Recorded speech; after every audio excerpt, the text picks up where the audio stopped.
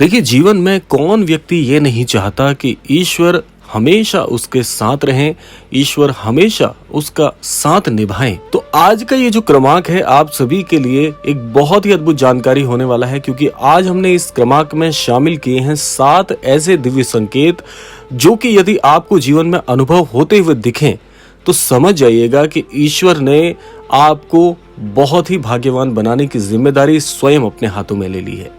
तो क्रमांक जो होगा क्रमबद्ध तरीके से होगा। तो आइए क्रमांक में बढ़ते हैं और बात करते हैं 7 ऐसे दिव्य संकेतों के विषय में जो कि यदि आपको अनुभव होने लगे समझ जाइएगा कि अच्छा समय अब आपके जीवन में प्रारंभ होने वाला है। सबसे ज्यादा देखा जाने वाला, सबसे ज्यादा जो अनुभव किए जाने वाला संकेत है, सबसे पहले हम उस पर ही चर्चा करेंगे। पहला संकेत आपको बता देते हैं।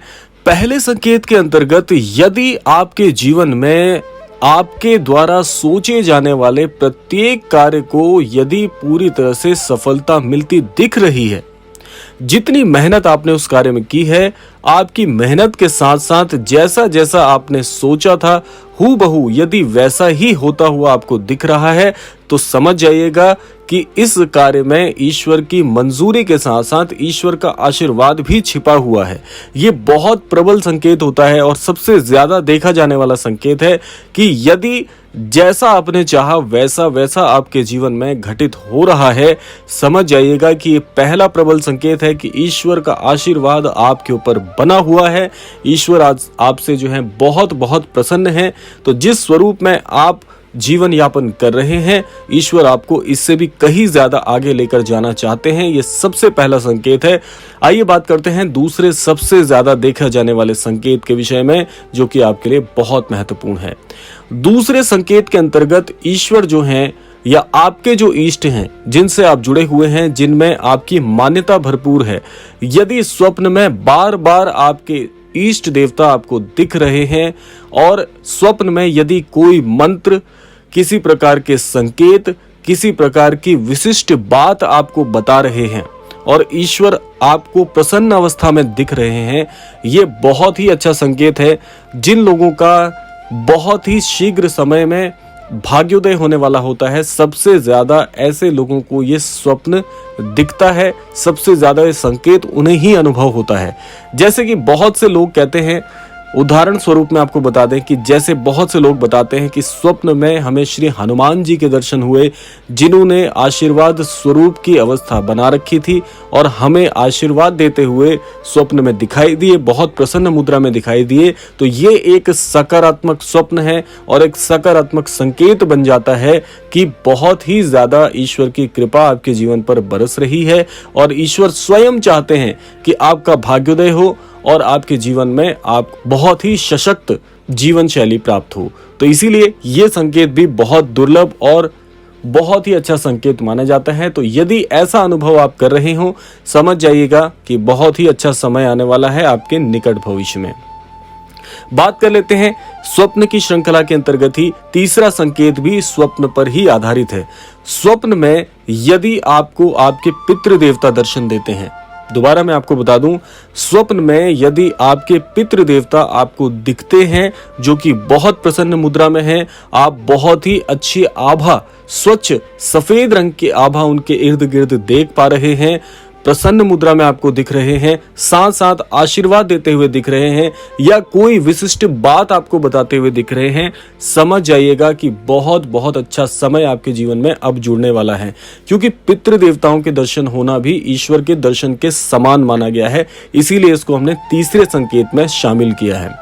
बहुत से लोग कहते हैं कि हमें अपने पितृ देवता के दर्शन हुए और उन्होंने हमें कोई बात बताई, तो जो बात आपको स्वप्न में उनके द्वारा बताई गई है उस बात पर आपको अवश्य अमल लाना चाहिए। क्योंकि हो सकता है कि आपके जीवन में जो कामयाबी आपको मिल रही है, उस बात को जीवन में उतारने से, उस कार्य को जीवन में करने से आपकी सफलता कई गुना बढ़ जाए। तो इसीलिए ऐसे कार्यों में बिल्कुल भी लापरवाही नहीं करनी चाहिए और ये संकेत पूर्णतः बहुत ही सकारात्मक है, इसीलिए इसको जीवन में अनुभव करने वाले साधक के सभी प्रकार से सुख समृद्धि की प्राप्ति होती है।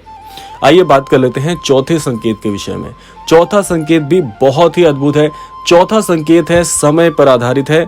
चौथा संकेत कहता है कि यदि आपकी निद्रा ब्रह्म मुहूर्त के समय में खुल रही है। ब्रह्म मुहूर्त अपने आप में बहुत ही रहस्यमयी काल है। आपको सारांश स्वरूप में बता देते हैं कि यदि ब्रह्म मुहूर्त के समय में आपकी नींद खुल रही है तो ये एकाएक नहीं हो रहा है, इसके पीछे ईश्वर की बहुत बड़ी योजना है। क्योंकि ब्रह्म मुहूर्त का समय जो होता है वो दैव्य काल बताया जाता है और दैव्य काल में देवजन विचरण करते हैं और अपने भक्तों की बातों को बहुत ही अद्भुत तरीके से समझते हैं और उन्हें उसके प्रति उत्तर प्रदान करते हैं। तो ब्रह्म मुहूर्त में आपके उठने का पर्याय आपके जीवन को पूरी तरह से परिवर्तित करने के लिए हो रहा है। लगातार यदि 4 से 5 दिन आप देख पा रहे हैं कि एक ही समय पर, एक ही काल में आपकी नींद समय पर या समय से पहले खुल जाती है, बहुत अच्छा ये संकेत है। तो इसको आप जाया मत करिएगा। ऐसे समय में यदि आपके हृदय की कोई भी मनोकामना है तो आप ब्रह्म मुहूर्त के समय में अपनी मनोकामना ब्रह्मांड से कहिए, आपकी वो मनोकामना बहुत शीघ्र अवश्य पूरी होगी। ऐसा ये संकेत आपको इंगित करता है। इसके साथ साथ बात कर लेते हैं अगले संकेत के विषय में। अगले संकेत के अंतर्गत यदि आप ये अनुभव कर पा रहे हैं कि किसी प्रकार का किसी भी घटना का पूर्वानुमान आपको हो रहा है, जैसे बहुत से लोगों को आपने कहते हुए सुना होगा कि इस दिन ये कार्य होता हुआ मुझे दिख रहा है, जैसे कि आपके अंतर्मन की जो बहुत सारी ऐसी विद्याएं होती हैं, बहुत सारी ऐसी तरंगे होती हैं जो समय समय पर जागृत होती रहती हैं। लेकिन यदि आपको आपके अंतर्मन की पुकार से किसी घटना का, किसी बात का या किसी भी प्रकार के ऐसे रहस्य का पता चलता है जागृत अवस्था में, समझ जाइएगा कि आपका अंतर्मन आपको ये संदेश दे रहा है कि बहुत ही शीघ्र आपके द्वारा बहुत अच्छे कार्य होने वाले हैं। क्योंकि अंतर्मन में मन को ईश्वर बताया गया है, क्योंकि मन जो है वो बहुत पवित्र होता है, इसीलिए पवित्रता के चलते मन में ईश्वर का वास होता है। तो इसीलिए आपके अंतर्मन की पुकार को कभी भी आप ऐसे नकारे नहीं। अंतर्मन की पुकार को सुनकर उसके अनुसार जीवन में अनुसरण करने से बहुत से कार्य आपके जो आपको विफल होते हुए दिख रहे हैं, ऐसे कार्यों में भी, असंभव से असंभव कार्यों में भी आपको सफलता मिलने के योग बन जाते हैं। तो इसीलिए अंतर्मन की पुकार को समय समय पर आपको सुनना चाहिए। बहुत अच्छा संकेत है और बहुत ही सकारात्मक ये संकेत है। जिन लोगों को भी इसका अनुभव हो रहा है तो वो ईश्वर से प्रार्थना करते रहिए कि इस प्रकार से कृपा करने के लिए उन्हें धन्यवाद आपको अवश्य करना चाहिए। आइए बात कर लेते हैं अगले संकेत के विषय में। अगले संकेत के अंतर्गत यदि आप ये मान लीजिए कि आप गहन निद्रा में हैं और उस निद्रा में यदि आपको किसी भी प्रकार से किसी मंत्र की, किसी प्रकार के वाक्य की और किसी प्रकार के प्रार्थना की यदि ध्वनि सुनाई देती है बहुत स्पष्ट तौर पे, बहुत से लोग कहते हैं कि स्वप्न में हमें ओम का उच्चारण सुनाई देता है या ओम नमः शिवाय का उच्चारण सुनाई देता है, जय श्री राम या राम राम का उच्चारण सुनाई देता है बहुत स्पष्ट तौर पर, तो ये एक बहुत अच्छा संकेत माना जाता है। क्योंकि ये ब्रह्मांड और ईश्वरीय शक्तियां आपसे चाहती हैं कि उक्त मंत्र जो आपको सुनाई दिया था ध्वनि स्वरूप में, उसका जीवन में प्रयोग करने की आपको आवश्यकता है। इस प्रयोग से आपके जीवन की सफलता के मार्ग प्रशस्त होंगे और ईश्वर बहुत प्रसन्न होंगे आपके इस कार्य से, और निसंदेह आपका भाग्योदय भी बहुत ही निकटतम समय में होने वाला है। ये इस ओर आपको इंगित करता है। इसके साथ साथ बता देते हैं अगले संकेत के विषय में। अगला संकेत भी बहुत प्रभावी है। बहुत से लोग जैसे अपने गुरुजनों को बहुत आदर करते हैं, सम्मान करते हैं, उनकी बातों के अनुसरण पर चलते हैं। जैसे कि बहुत से लोग श्री महाराज जी से जुड़ने का प्रयास कर रहे हैं और महाराज जी से जुड़ने के लिए बहुत से अभ्यास करते हैं। तो ये जो अगला संकेत मैं आपको बताने वाला हूं महाराज जी से संबंधित है। यदि स्वप्न में आपको महाराज जी के दर्शन हो जाए, महाराज जी के कोई मंत्र आदि प्राप्त हो जाएं, या महाराज जी किसी बात को आपको स्वप्न में बताते हुए यदि दिख जाएं, तो ये भी एक बहुत बहुत बड़ा संकेत है। क्योंकि पहला संकेत तो मैं आपको बता दूं कि महाराज जी स्पष्ट तौर पर आपको अपना सानिध्य प्रदान करना चाहते हैं स्वप्न के माध्यम से। पहला अर्थ तो यही बनता है। दूसरा अर्थ बनता है कि अगर आपको कोई मंत्र महाराज जी से मिल रहा है, जैसे बहुत से अनन्य भक्तों को श्री महाराज जी मंत्र भी प्रदान करते हैं, तो यदि आपको कोई मंत्र मिल रहा है, किसी प्रकार की बात महाराज जी आपको स्वप्न में बता रहे हैं, तो निसंदेह महाराज जी चाहते हैं कि आप अपने जीवन में उक्त मंत्र को, उक्त बात को अपनाएं और अपने जीवन को पूरी तरह से परिपूर्ण करें।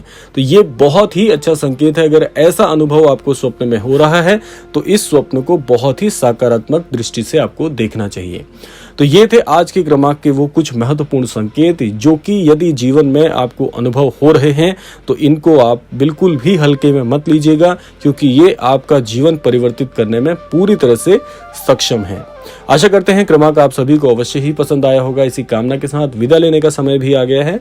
विदा लेने से पूर्व समय है प्रार्थना का। यही प्रार्थना करना चाहूंगा कि श्री महाराज जी सभी को सन्मति और सद्बुद्धि की प्राप्ति कराएं, इस संपूर्ण सृष्टि का, इस संपूर्ण लोक का कल्याण हो। इसी कामना के साथ विदा लेते हैं, मिलते हैं अगले क्रमांक में। तब तक के लिए जय श्री राम, जय गुरुदेव, जय उत्तराखंड।